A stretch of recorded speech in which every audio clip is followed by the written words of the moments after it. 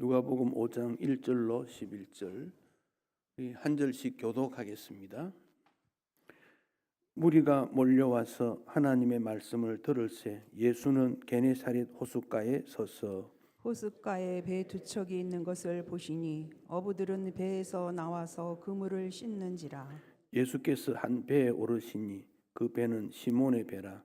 육지에서 조금 떼기를 청하시고 앉으사 배에서 무리를 가르치시더니 말씀을 마치시고 시몬에게 이르시되 깊은 데로 가서 그물을 내려 고기를 잡으라. 시몬이 대답하여 이르되 선생님 우리들이 밤이 새도록 수고하였으되 잡은 것이 없지만은 말씀에 의지하여 그물을 내리리이다 하고 그렇게 하니 고기를 잡은 것이 심이 많아 그물이 찢어지는지라. 이에 다른 배에 있는 동무들에게 손짓하여 와서 도와달라 하니 그들이 와서 두 배의 채움에 잠기게 되었더라. 시몬 베드로가 이를 보고 예수의 무릎 아래 엎드려 이르되 주여 나를 떠나소서 나는 죄인이로소이다 하니 이는 자기 및 자기와 함께 있는 모든 사람이 고기 잡힌 것을 말미암아 놀라고 세베대의 아들로서 시몬의 동업자인 야고보와 요한도 놀랐음이라. 예수께서 시몬에게 이르시되 무서워하지 말라. 이제 후로는 내가 사람을 취하리라 하시니 함께 읽습니다. 그들이 베드로를 육지에 대고 모든 것을 버려두고 예수를 따르니라. 아멘. 우리 예수님께서 제자들을 부르셨다 하는 것이 복음서의 아주 중요한 내용으로 나옵니다. 제자들을 부르셨다는 말씀은 오늘 우리도 예수님께서 부르셨다 그 점을 가르칩니다. 즉 부르셨다 소명 구원에 있어서 우리에게 나타나 있는 표현적인 첫 번째 발걸음이 부르심입니다. 주님이 우리를 부르셨다는 겁니다.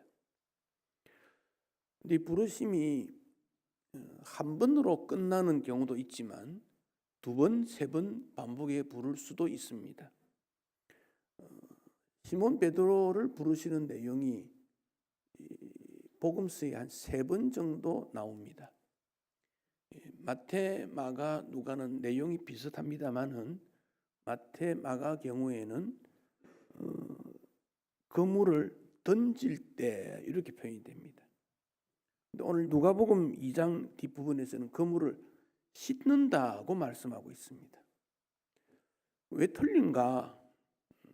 베드로를 또 야고보, 요한을 우리 주님께서 한 번 부른 것이 아니고 떠났을 때 또 부르고 불렀다는 걸 보여주고 예수님께서 부활하신 다음에 베드로를 중심해서 7 제자들이 우리 물고기 잡으러 가자 해서 떠난 적이 있습니다. 그때도 예수님이 찾아가셨습니다. 그래서 베드로 경우에는 예수님이 3번 찾아가셨다 그렇게 볼 수 있습니다. 예수님이 제자들을 부른 것처럼 오늘 우리에게도 끝까지 추격하신다. 사랑의 추격 이렇게 말할 수도 있습니다. 그래서 낙심된 자가 돌아옵니다. 우리가 볼 때 저 사람은 예수 믿을 사람 아니야. 그런데 주님은 기어코 그를 데리고 올 수가 있습니다. 예수님이 십자가 달리셨을 때 양편에 강도가 있었지요. 한편 강도는 예수님을 알아보고 예수님과 함께 낙원에 이르기를 요청한 적이 있지요. 그럼 그 강도가 그때 예수님을 알았을까요? 이미 그전에도 알았다고 봅니다. 소문도 들었을 거고 예수님 말씀 접한 경험이 있다고 봅니다. 그러나 결단을 하지 못한 거지요. 그러니까 구원이라는 것은 이 땅의 생명이 끝날 때까지 시도를 해야 됩니다. 포기하면 안 됩니다. 여러분의 가족이나 사랑하는 친척, 동료들이 예수 믿어라 몇 번 권했는데 잘 돌아오지 않는다고 해서 포기하면 안 됩니다.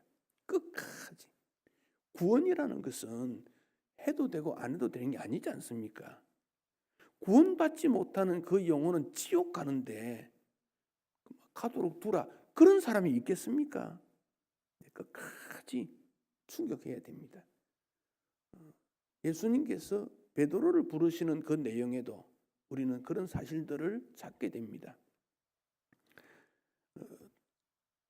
이런 부르심의 모습을 우리는 시작이다, 처음이다 이런 말할 수 있어요. 그 괴테는 첫 번째 단추가 잘못 끼워지면 마지막 단추가 끼울 자리가 없다, 다 어긋난다 그런 말을 하는데 첫 단추가 참 중요하지요. 그래서 3월이라 학교에서는 선생님이 담임이 바뀌고 또 반이 바뀔 때 첫 번째 만나는 선생님, 또 친구 참 중요합니다. 교회 와서도 좋은 친구를 만나는 것은 중요합니다.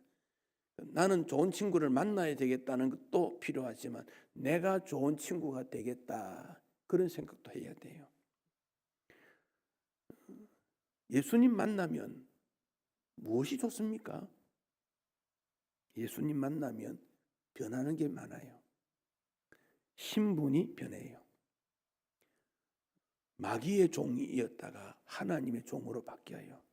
이것은 천지 개벽보다 더해요. 소속이 완전히 바뀌는 거예요.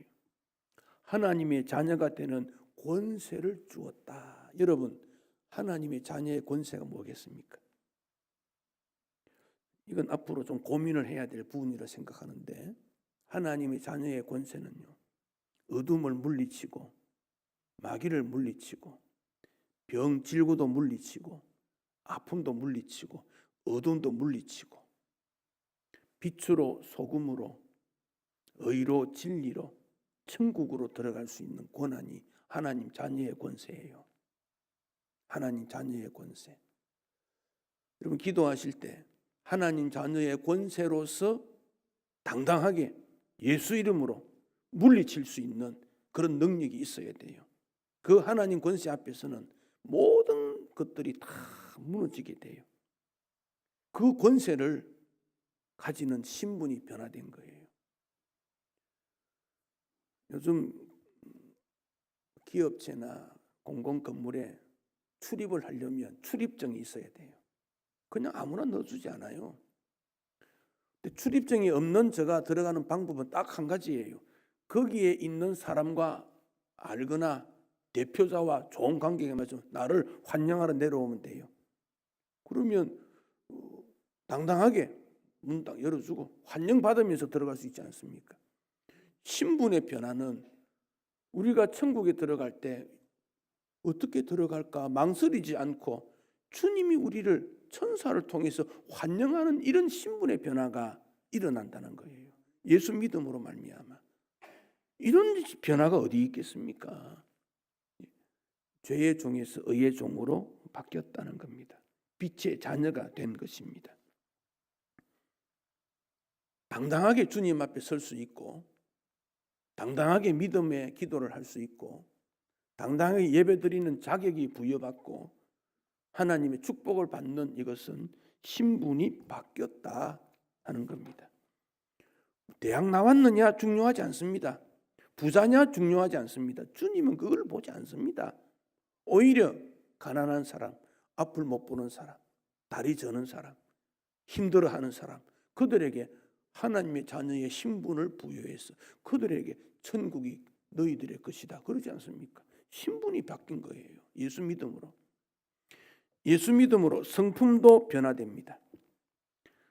사람의 성품은 좋은 성품 있는 사람이 별로 없어요. 여러분 성품 좋습니까? 별로 없어요. 그런데 예수 믿으면 예수님 성품으로 바뀌어요. 그러니까 말하려면 하나님 말씀하는 것처럼 하라. 베드로가 그러지 않습니까? 신분이 바뀌었으니까. 봉사하려면 하나님이 공급하시는 힘으로 그렇게 해라. 베드로가 그렇게 말하지 않습니까? 성품이 바뀌었다는 거예요. 주님의 일을 억지로 하는 것이 아니라 하나님이 공급하시는 힘이 있기 때문에 그 힘으로 주를 섬기는 것이지 내 힘으로 섬기는 게 아니거든요. 성품이 뭡니까? 성품이라는 것은 아무도 없을 때 그 사람이 어떻게 행동하는가, 그게 인격, 성품이에요. 다른 사람이 있을 때는 체면 때문에 또 그렇게 하면 안 되겠다는 윤리 도덕적인 그런 무거운 것 때문에 아무도 없을 때 질서를 지키는가, 아무도 없을 때 믿음 생활을 어떻게 하는가, 아무도 없을 때 정직한가, 그거 보는 게 인격이요 성품 아닙니까? 특히 어려운 일이 생기면 여러 가지 방법으로 문제를 해결하려고 하는데 성품이 바뀌면요, 어려운 일이 생기면 먼저 주님 찾아요. 주님 찾습니다. 감사하게 됩니다. 기도의 필요를 느끼게 됩니다. 성품이 변화된 겁니다. 왜? 예수님이 이래 말했어요. 나는 마음이 온유하고 겸손하니 나를 배워라.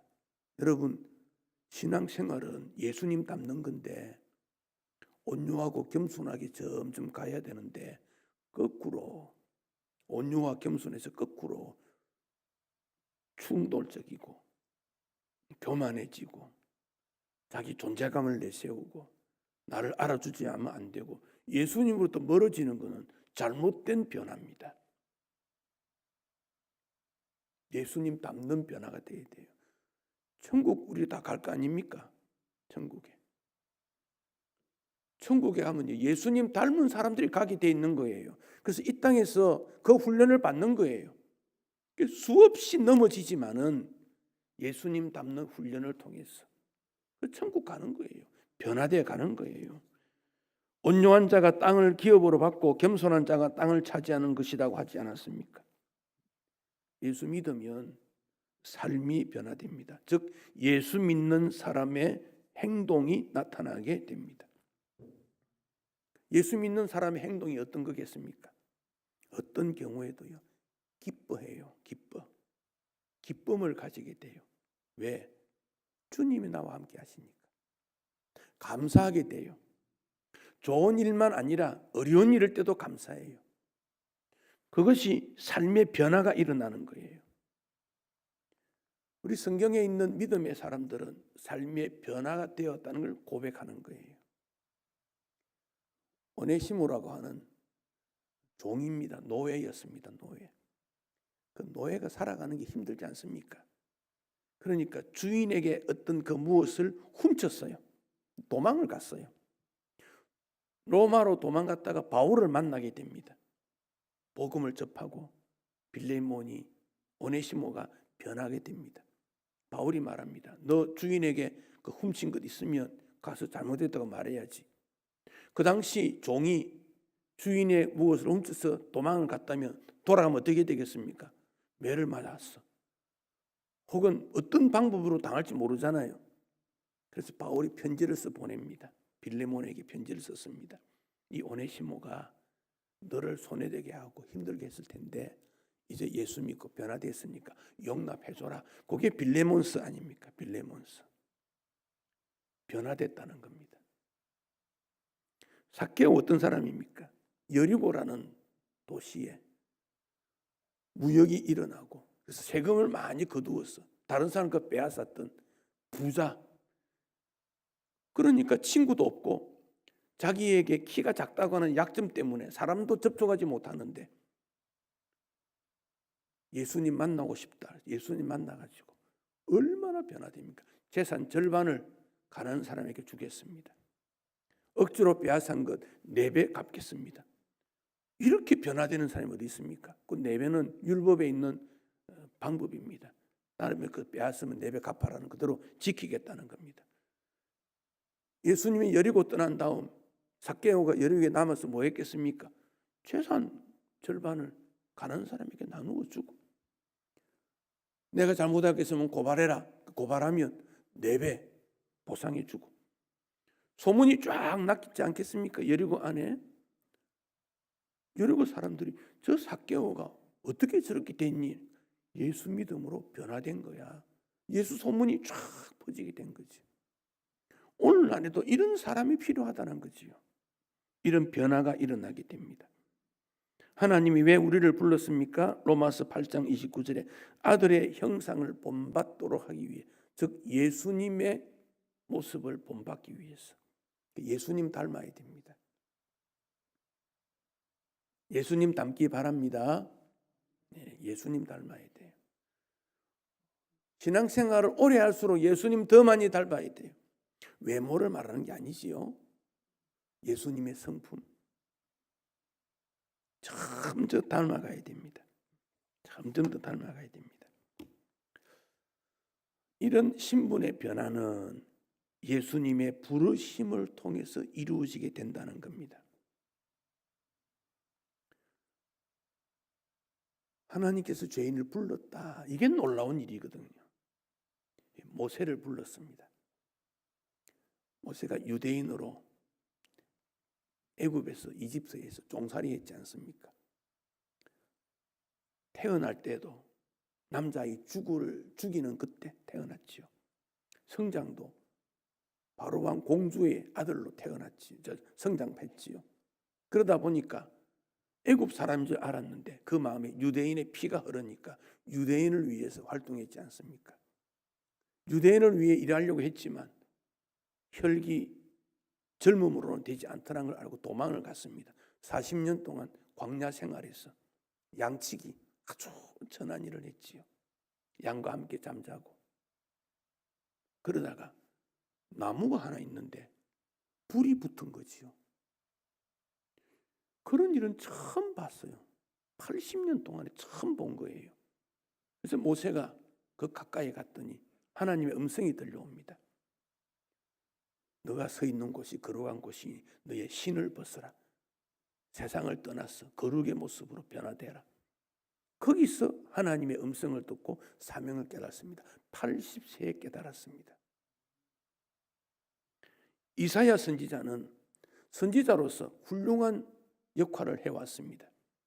주로 왕궁에서 왕과 대화를 하는 그런 지체가 높은 그런 선지자입니다. 그런데 우시야라는 왕이 죽었다 그랬어요. 나라가 혼란해졌습니다.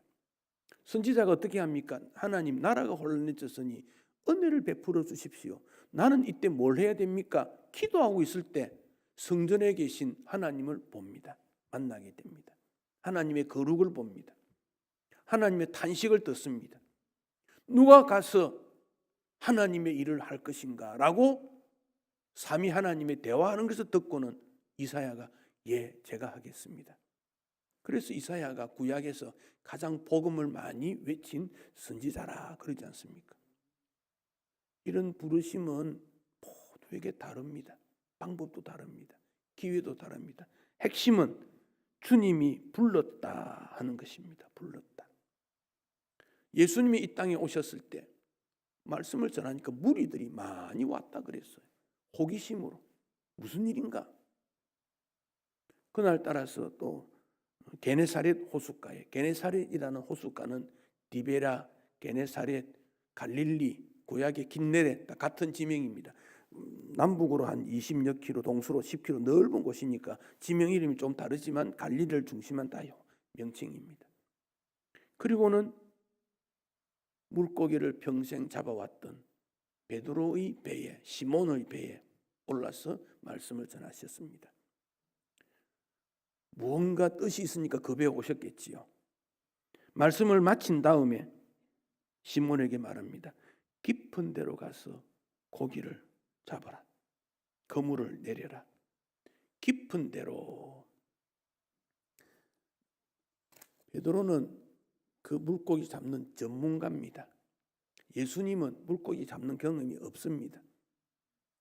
그 베드로가 이 따르기 어려운 거예요. 거기다가 밤새도록 수고했는데 열매가 없어요. 밤새도록 일했단 말은 한평생 일했는데 열매가 없다. 참 인생이 슬픕니다. 그런데 주님이 찾아오셔서 한 번 더 깊은 데로 그물을 내려라. 그물을 정리하고 있는데 내일 나가서 잡아야 되는데 아침에는 물고기들이 또 다른 데 가버리고 없는데 깊은 데로 가라. 따르기 어려운 일입니다.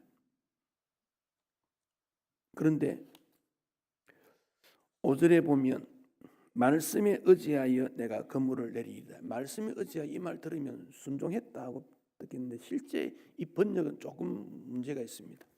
말씀하시니까. 말씀하시니까. 그냥 한번 해본다 그런 뜻이에요. 완전한 순종은 아닙니다. 여러분, 주님의 말씀에는 억지로 순종해도 열매가 있어요. 주의 말씀에는 따르면 주님께서 함께 하셔요. 이게 하나님의 원리예요. 우리는 생각할 때 이성이 아니면 판단이 아니면 섬기지 않거든요. 근데 이성으로 판단하는 것이 아니라 경험으로 하는 게 아니라는 거예요. 그냥 주님 말씀에 순종하는 겁니다. 그래서 이 말씀 보면 순종과 믿음에 있어서의 이 범위가 뭐가 우선이냐 이런 따질 수가 있는데요. 어린 자녀가 부모의 말을 이해하고 따릅니까? 어린 자녀가. 군에 입대한 훈련병이 그 훈련시키는 사람의 말을 다 이해하고 따라합니까? 학교에서 가르치는 선생님의 내용을 아이들이 다 이해하고 따라갑니까? 그냥 따르다 보니까 그게 좋은 길이거든요. 그래서 믿음보다 순종이 더 앞설 수도 있어요. 믿기 때문에 순종하는 거 당연하고 순종하다 보니 믿음이 생기는 것도 있고, 근데 우리는 이 순종하는 거 정말 안 해요. 알면서도 안 해요. 알면서도 순종 안 합니다.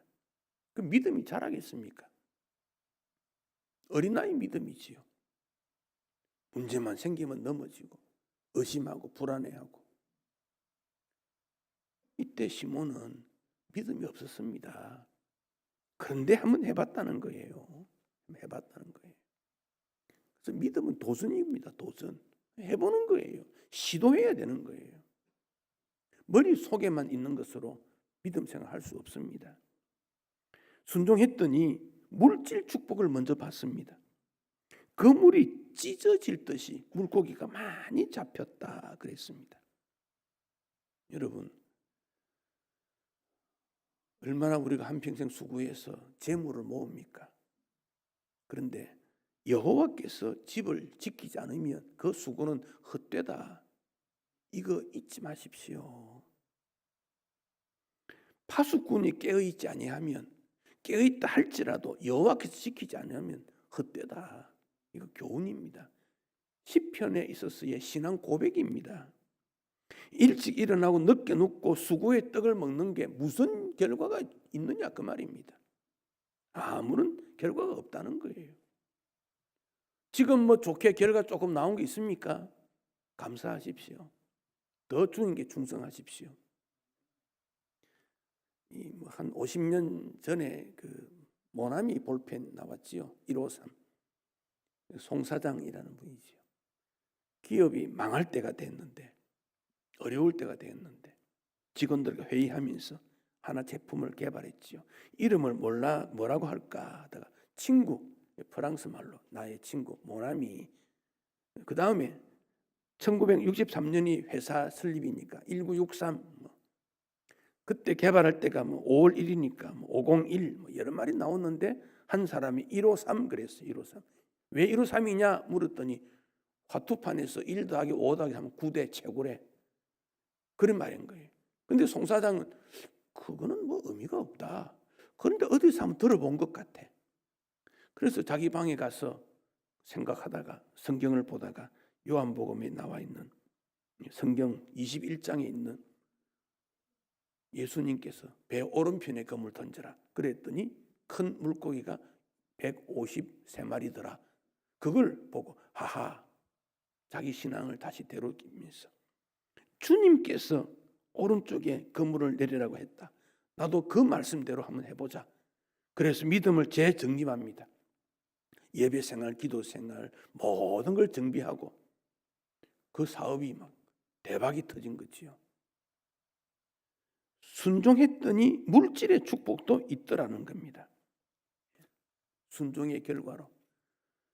여러분 마음에 걸리는 불순종했던 일들이 있으면 고치세요. 그렇지 않으면 물질 축복 못 받습니다.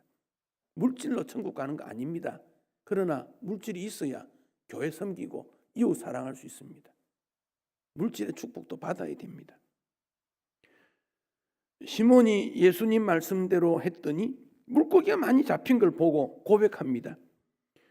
주여 나를 떠나소서 나는 죄인입니다. 5절에서 예수님 처음 만났을 때 선생님, 랍비 일상적인 존칭어지요.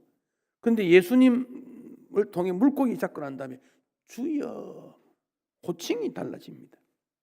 자기 자신이 죄인임을 발견하게 되어졌습니다. 시편 44편 20절 우리가 우리 하나님의 이름을 잊어버렸거나 우리 손을 이방신에게 향하여 폈다면 하나님이 이를 알아내지 아니하셨으리까? 알아내지 못했을까요? 안다 그 말이면 안다. 심지어 물어 주는 마음의 비밀도 아신대. 말 안에는 비밀도 안 돼. 우리가 어떤 일을 했을 때 다른 사람이 기가 막히게 잘 알아요. 말 안 했는데. 그건 또 직접 했으니까 뭐 그대로죠. 근데 아무도 안 하는 마음에 있는 비밀도 주님이 아신대요. 그것까지 다 아신대요. 실패도 아픔도 아시지만 내 미래에 대해서도 압니다. 모든 것을 아십니다. 악함도 아시고. 그런데 주님 말씀대로 실천했더니 베드로 일생이 어떻게 됐습니까? 베드로처럼 유명하고 인정받는 사람이 세상에 있습니까? 베드로 이름은 영어권 유럽의 나라들마다 베드로 이름 전부 다 있지 않습니까? 최고의 인물로 인정받게 됐지요. 뭐 그것보다 더 중요한 것은 그가 하나님의 쓰임을 받았다는 거지요. 주님, 내가 죄인입니다. 나는 주님을 할 수 없습니다. 그런데 주님이 능력을 주셔서 그를 일꾼으로 삼으십니다. 10절 말씀에 보면 무수하지 말라 이제후로는 얘가 사람을 취하리라 사명을 허락해 주십니다. 사명의 사람 뭡니까? 내가 뭘 해야 되는지 알았다 그런 말입니다. 이 사명이라는 것은 짧을 때도 있지만 한평생을 통해 할 수 있는 그런 내용도 있지요. 그러니까 사명이 있는 사람은 늙지 않습니다. 의욕적입니다. 하나님 앞에 은퇴가 어디 있습니까? 하나님 앞에서는 사명 감당함으로 삶의 의미를 찾게 됩니다. 우리의 마지막 시대까지 주님께서 우리에게 원하시는 일이 있다는 겁니다. 때로는 그 일이 어려워서 포기하고 싶을 때가 있지요. 한경직 목사님이 목회를 하다가 너무 힘들어가지고 그만둬야 되겠다. 그런데 어느 날 꿈을 꿨는데 아주 험한 길로 걸어가고 있었습니다. 너무 피곤하고 지치니까 오른쪽으로 쓰러지니까 큰 손이 나타나서 이렇게 부축을 해줬대. 왼쪽으로 쓰러지니까 또 어떤 손이 나타나 그를 세워줘서 걸어갔대. 그가 깨닫기를 목회는 사람 힘으로 하는 거 아니구나. 그리고는 끝까지 하나님의 종으로 그 일을 완수했다. 그런 고백을 했습니다. 우리 인생이 내 힘으로 사는 게 아닙니다. 내 힘으로 살면 벌써 끝났던 인생이들입니다. 내 힘이 아닙니다. 주님께서 우리를 붙들어 주시고 함께하기 때문에 그렇습니다. 인생만 그렇습니까? 교회도 그렇습니다. 하나님께서 기회를 주시고 인도하시고 하나님이 이끌어 주신다는 사실을 기억하게 됩니다. 세상에 가장 큰 사건이 뭐겠습니까? 우리가 이 땅에 태어난 거예요. 무슨 큰 사건도 우리가 이 땅에 태어나지 않았으면 아무 관계 없지요. 가장 큰 사건은 우리가 이 땅에 태어난 겁니다. 그 다음에 일어나는 사건은 하나님 위에 평생 살았다는 겁니다. 그거밖에는 남는 게 없습니다. 무엇이 주님 앞에 쓰임 받겠습니까? 우리 주님이 말씀으로 베드로를 불렀습니다. 베드로는 그 말씀 의지하고 순종했습니다. 그랬더니 믿음의 큰 일꾼이 되었습니다. 이 원리는 오늘 우리에게도 유효합니다. 주님이 여러분을 부르셨습니다.